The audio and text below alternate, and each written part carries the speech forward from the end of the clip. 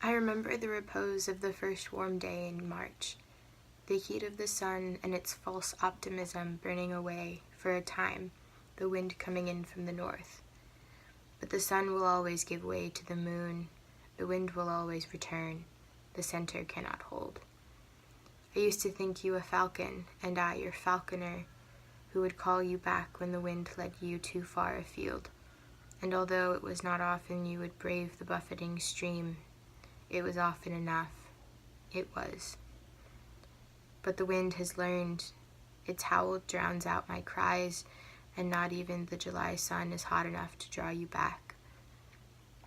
It is only now I realize I was never the falconer, and the wind is not wind at all, merely a draft from an empty city.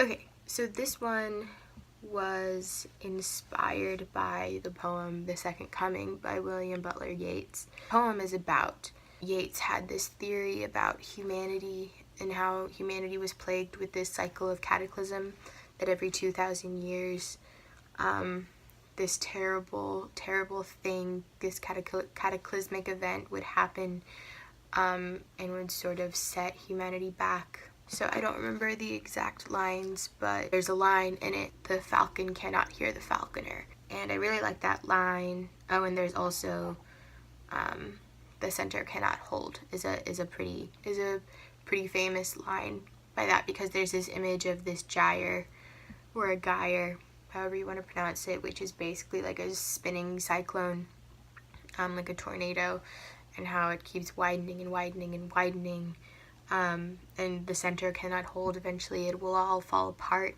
and that falling apart is the cataclysm. Basically, I was thinking about this poem in context of this friendship that I have with this person. I've known them for a long time. We're a friend from high school, but we've still remained like very close.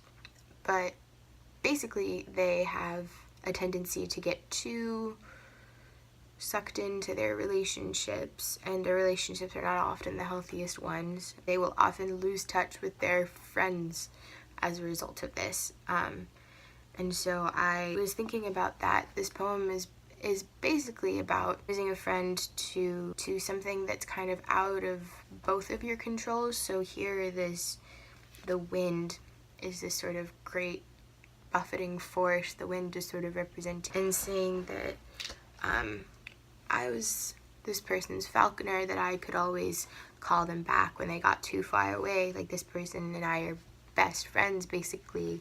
We have been for years, and I felt like I could always, get them to come back if I needed them. And it wasn't always, but it was, like I said, it was often enough. But then recently, there are some times where that outside force will actively try to keep the person away from you. It's not often, but it happens, and that is kind of was happening when I was writing this. And then sort of coming to this realization, now that you've gone through this loss, after you've had this friendship that you feel like has been really strong and you feel like could survive anything, but then all of a sudden it's not surviving this, and this sort of realization that maybe you weren't as important to this person as you thought, that I was never the falconer, and the wind is not wind at all, and merely a draft from an empty city. So maybe it's not the wind that's keeping the person away, maybe the person just doesn't care enough. But yeah, so at the heart of it, this poem is about